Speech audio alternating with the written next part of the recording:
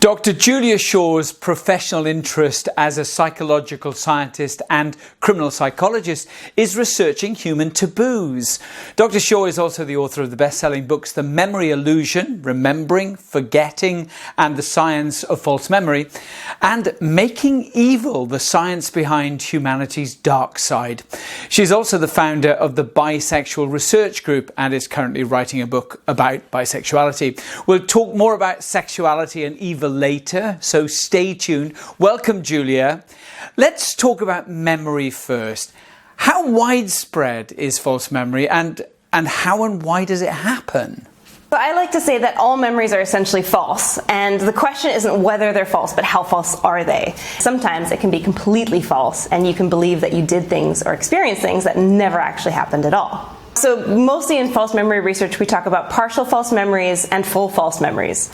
So a partial false memory is when we get a detail wrong. And we're all familiar with this. You know, you mix up the color of someone's hair or eyes maybe. You mix up where you were when something happened. That's a partial false memory. But a full false memory is a memory of an entire event that didn't happen. And so for me, I research autobiographical false memories. So memories of our lives. Those are the ones that interest me, and that's because they're multisensory and they end up becoming sort of the foundations of our identity if they get woven into our past. So we can have this fictional past that never was that really sets the foundation of who we are. Nothing excites a scientific researcher more than getting shocked or surprised by the results of the research that they do. What surprises have you got from that research? A few years ago, when I was doing my PhD research, I was surprised by the ease with which these false memories could be implanted. What particularly interests me as a criminal psychologist are these false memories of complex autobiographical events as they might be relevant to the criminal justice system. And so I implanted false memories of committing crime. And what shocked me was that 70% of my sample then recalled these events that never happened and falsely confessed to crimes they didn't commit. But the entire justice and legal system is based on the truth, the whole truth, and nothing but the truth. So if our memories are so poor, how is it possible to reach the truth from a legal perspective? Because philosophically, you could say, what is the truth anyway? But it must be really difficult for law enforcement to navigate their way through events where people are not only trying to lie to cover up behavior, but you're saying that false memories and witnesses are unreliable anyway. Well, it's not that they're necessarily unreliable. It's that we need to be very careful when memory is one of the main pieces of evidence. Now, luckily, courts are not in the business of truth-seeking, and neither are police officers. They are, in fact, in the business of evaluating evidence. And so with that I can help. And so I work as an expert witness, and I work with police, and I work with lawyers in courtroom settings. And my role there is to educate the judge and or jury on the topic of memory and how it can go wrong. And so this is particularly important when a key piece of evidence is memory, because then the question is, how good is this evidence? Because ultimately you should convict if the evidence is overwhelmingly suggestive that this crime occurred, and you shouldn't convict if the evidence isn't there. How do you actually evaluate whether something is a correct memory or a false memory? Are there ways that you can dissect a situation to get to really what happened? Given that I'm specifically an expert on memory, I look at how memory interviews were conducted. And so that can involve leading or suggestive questions, that can involve abuses of trust, it can involve presenting false evidence. And so in my research, this is what I do intentionally, is I give people these fictional fake evidence where I say, you're a trusted person told me this happened to you, and they remember clearly what happened, you just need to remember it. And so I know how wrong it can go. I know how easy it is to manipulate people in social situations. And so I look for those signs that this may have happened in the elicitation of a memory. It must be a nightmare being your partner because they can never be right. Luckily, I'm not in the business of deception detection. I don't particularly, it's not that I don't care about lies, but that's not my expertise. My expertise is in false memories. There's an interesting thing in that a memory or a false memory and a lie are similar in some ways, aren't they? But different in others. Isn't it about intention? A false memory is unintentional. in the sense that you didn't mean to distort that event. Either someone else has led you to this conclusion or your own faulty memory has distorted things. Whereas a lie, that's right, it's an intent to deceive. You've worked on criminal cases where people have admitted to heinous crimes that they didn't actually commit. How is that possible? So it's possible to get these false confessions out of normal, healthy people. This is also, for me, I've always been most interested in people who have normal, healthy brains. I think that people with mental health issues or people who sort of have a long history of crime, for example, are fascinating as well. But more interesting is how normal people, how you and me, how we could maybe be capable of creating false memories or doing terrible things. And so within that, what we find repeatedly as researchers is that basically the same processes that are responsible for creativity and intelligence and imagination and problem solving, these things that fundamentally make us human, that are incredibly important to us, they're the same reasons we have false memories, because it's just creatively recombining information in the brain in a way that never happened. Neurologically, what's the link between memory and intelligence? We'd like to think that people who are more intelligent remember things better. We'd also like to think that people who are more intelligent can't create false memories. That is not the case. If anything, it seems that things like creativity in particular and elements of intelligence might make it more likely that you can create a plausible false story that you yourself believe. There's a massive amount of insecurity about memory, and I'm speaking as an older man now, that you tend to forget a lot of things. Why did I come into this room is a classic example of that. But you see a lot of cases now of people growing older. Dementia is becoming something that's happening to more and more people. How can you give yourself a memory workout? Are there ways that you can do that? You can. I mean, your brain is, from the moment you basically turn 25-ish, your brain starts to lose brain cells. And so effectively, your brain is shrinking and is, you could say culling as well, maybe optimizing, but mostly it's dying. Which sounds worse than it is, because our brains luckily are mostly able to compensate. We have more neurons in the brain, more brain cells, than there are stars in the Milky Way galaxy, so we have a lot to work with. And so from that point on, it does shrink, but our brains, and we can encourage this, can connect and reconnect so that we retain memories, so that we're still able to learn new things. And so to facilitate that, new experiences, new things, changing up your routine can really help to establish sort of those flexible connections and retain them over time. So the future of memory is going to become more and more reliant on technology. But I remember when I was younger that I'd be able to remember everything. Phone numbers, okay, they were a lot shorter then, but now nobody bothers. And that sounds on the surface like a bad thing, but I would argue it is absolutely the opposite.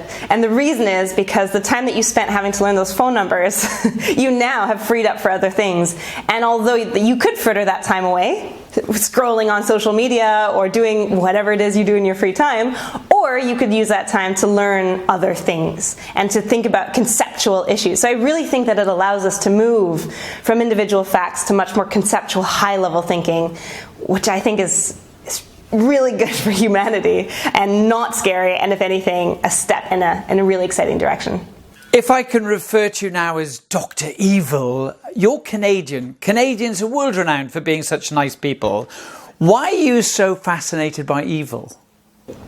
I'm fascinated by why people do bad things. And I think here, again, is this idea that all of us, normal, healthy people, sometimes do things we're not proud of, sometimes do things we don't understand. And I want to know why we can go from thinking of ourselves as good people to doing horrible things. And we see it time and time again in extreme cases. I mean, a serial killer also starts somewhere, and probably it's, when they were kids and growing up, and before they murdered the first person, probably thought they were a good person as well. Maybe even does afterwards. So it's how that works in the brain. I mean, the mental gymnastics that are required for us to justify a lot of our behavior even in day-to-day stuff. I mean, why do I eat meat? I'm such a hypocrite. I love animals. I think that animal husbandry is generally really problematic, and yet there I am chowing down on a piece of steak. What is my brain doing to justify this? And so I think there's lots of everyday situations, but then those can get more and more extreme, and we can end up in really difficult situations where we do terrible, terrible things, including in corporate settings. So things like dehumanizing people, treating people or issues as numbers, when really we should be thinking about the core issues, humanity, the world, rather than the bottom line. Why is it important to understand the concept of evil from your scientific perspective? Human beings have a fascination with evil and people breaking rules. Evil is something that everyone is capable of, and in turn, in some ways, I really don't like the word evil. So I think we should stop using it, because it's used almost exclusively to dehumanize others and to delineate us from them, us the good people from them the evil people. And in that process, what we're actually doing is setting ourselves up for committing atrocity against these alleged evil people. And so it's this idea, that good versus evil doesn't exist in the way that we've been sold as a black and white concept. Instead, each and every one of us is capable of doing terrible things. And we should always be preparing ourselves and flexing our ethical muscles to try and make sure that when situations get tough, we make good decisions and don't fall prey to, if you will, evil. Wasn't there some research by Stanley Milgram 50 to 70 years ago about people being persuaded to inflict pain on volunteers who were all actors, and they weren't actually suffering pain? Yeah, so Stanley Milgram, that was an experiment where participants were asked to shock another participant that was said to be in another room, and the idea was that just because there wasn't someone who was instructing them, who looked like a scientist, who looked like a researcher, and was saying basically the experiment must go on, continue teaching this person and shocking this person, most participants went all the way and thought that they'd actually inflicted a heart attack in the person in the other room who was the alleged person receiving these shocks. And so that combined with the Stanford Prison experiment with Philip Zimbardo, where he put undergraduate students in a prison-like environment, assigned half of them to be prison guards and half of them to be prisoners, and basically watched it unravel as the prisoners ended up being abused by the prison guards, who just days before were in exactly the same situation and had been randomized into these jobs. Those two studies together really revolutionized how we thought about the normal person's capacity for harm. And that, if the situation is right or wrong, if you will, basically any of us is able to act in incredibly malicious ways. What have been the most interesting insights about your studies of evil for you? For me, the most interesting thing about evil has been how prevalent hypocrisy is, how prevalent the foundational elements of this thing we call evil are. So whether it's aggression or lying or harming people we love, or treating and dehumanizing people and not thinking about, for example, supply chains, where things actually come from, who we're harming through the veil of money, if you will. We just see a price tag. We don't think of the people behind who are making those prices possible and the conditions they might live in. That, to me, has really changed the way I see the world. And I think we all need to constantly be asking ourselves really difficult questions about how we're behaving and how we can, leave the world ideally a bit of a better place than we came, rather than worse. Moving now from evil to sex, or more accurately, sexuality. You're the founder of the Bisexual Research Group. How did that come about? Because it doesn't seem to be connected with your other topic areas. So all of my topics cover taboos, so things that people struggle to talk about. So whether it's false memories and how our memories fail us and how we can believe completely fictional realities, to evil and why we're all capable of doing bad things. We don't like to think about that either, even though it's really important. And then there's sexuality, which is again something that a lot of us are interested in, but don't really have structured conversations about. Now, it might feel like on social media, sexuality is a huge topic. And luckily, that is starting to be a bit of the case. More people are coming out, more people, especially in places like the UK, feel able to talk about their sexuality openly. However, bisexuality, of the rainbow queer umbrella, is still underrepresented both in queer spaces and in queer conversations. And so, being bisexual myself and being a scientist, I wanted to know what is the research on my sexuality and how can we bring it to people, to the huge amount of the sexual minority who are also bi, who know nothing about themselves. I mean, there's lots of stereotypes. You're greedy. There's also sexualization. There's this idea that it's sort of okay to constantly talk about whether you want an orgy. And of course there are monogamous bisexuals. Not all bisexuals are also polyamorous or polygamous. I mean, there's also bi men that we don't talk about enough. And of course there's non-binary people who are also attracted to multiple genders. So I think there's lots of levels to this that most people aren't aware of. And given that it is the single biggest sexual minority, most people who are under the queer umbrella are bisexual, we need to talk about this. And I want to understand where it comes from, why it exists, and how we can make workplaces and other spaces safer and more inclusive for this community. How is your research actually helping the workplace to become more inclusive? Between all of these projects, I also co-founded a startup called Spot. And this is a tool that actually records memory. So book one it applies the cognitive interview, which is best practices in memory interviewing, to a tech situation to record harassment and discrimination in the workplace, if you will, evil that is allowed to flourish in workplaces because of structural failures. And specifically sexuality is one of the things you might report. So in some ways, the three are all captured by my startup. And so I spent a couple of years in Silicon Valley creating a tool to make a practical use case for some of this research I was doing so that people who had been harassed or discriminated against at work, whoever they were, would have a tool that they could capture their memories and share it with their HR department. And so it makes it easier to have those difficult conversations and take action to make your workplaces safer. You're often invited to speak at company conferences and dinners, whether in person or virtual these days. What aspects of all of the research that you do interests senior executives and audiences the most, and why? They're most interested in themselves. And by that I mean they want to learn, who am I? Why do I think these things? Why does my memory fail me? Why do I sometimes do things that, why do I do things that are hypocritical? And so on that level, I think as a psychologist and as a scientist, this is something that I can talk about, right? I'm good. This is my topic, is identity and sort of things that almost give you an existential crisis. I think audiences like a bit of an existential crisis. And the reason is that they can use that to better understand themselves, but they can also then have some learnings for their organization. And so learning about, for example, how do we create a memory of who we are? How do we create a collaborative or collective identity as an organization? How do I remember things in meetings better? I mean, there's so many little bits of this that you can then apply to your own life and to your work environment as well. I really like talking about this topic of how, for example, Google has changed the way we remember things. How it's not that we're becoming dumber, it's not that we're not remembering as much, it's that we're remembering fundamentally in different ways. And so research has shown, for example, that we're much more likely, if we know that a fact is stored somewhere, to remember where the fact is stored rather than the fact itself. And so that has profound implications for how we can process large amounts of information at once and how our memory works. You speak fluent German as well, and you speak in Germany a lot as well, yeah? I do. I'm half German and half Canadian, and I live in the UK.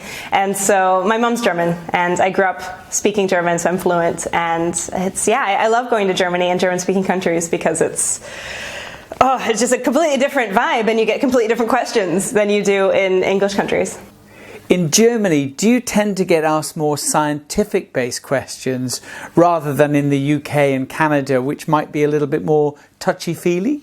No, it's more around issues, for example, when talking about evil in Germany, that has a completely different historical background, of course. Whereas, in the UK, there's also been a lot of, colonization was was also really problematic. And so it's not that any history is free of a dark past, but Germany, I think, specifically has it front of mind. And I think that's been really interesting going around the world, talking about evil, talking about memory, and how people relate to this in terms of how they remember their own history as a country, as a nation, and their identity, and these issues around evil. Well, I was in Northern Ireland recently, and I was doing a talk at a book festival in an old prison. And in this old prison, Catholics and Protestants were both held at the time, during the Troubles. And the people in the audience, who some of them had brought their teenage children with them, which I also always think is brave for a talk on evil, because I talk about some pretty intense things. And it was so interesting to see how people who, whose parents potentially were in, or grandparents were in the prison we were having this talk in, how they reacted to what I was saying and how they related in a completely different way to the premise that we're all capable of great harm. Basically, they started with, yeah, of course. Whereas in Canada, they go, no, we're not, and you first need to convince people. And then in Germany, they go, oh, yeah. And so each country has a really different relationship with these really fundamental aspects of who we think we are as humans and what we think we're capable of. Such a varied work life. I mean, what fascinates you the most? I like having myself these moments of epiphany where I finally understand something that I've been researching towards, or I see a breakthrough moment, those aha moments where I go, wow, that's how memory works. Wow, that's why people do horrible things. Wow, this is where bisexuality comes from. I think those are the moments that for me are really inspiring and sort of really keep me going in science. And I really like seeing it in others. And so this is why I love being on stage. This is why I like teaching, is because seeing those moments of epiphany in people's minds is such a beautiful thing. Thank you so much, Julia, for your time and your insights. Can I just ask you finally, though, to think a little bit ahead?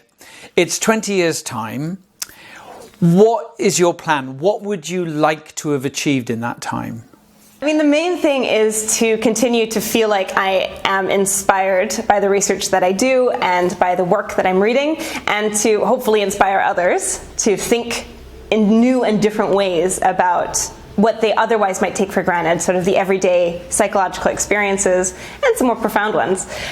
This autumn I'm doing a master's in queer history because I want to understand more of the context for the bisexuality research I'm doing.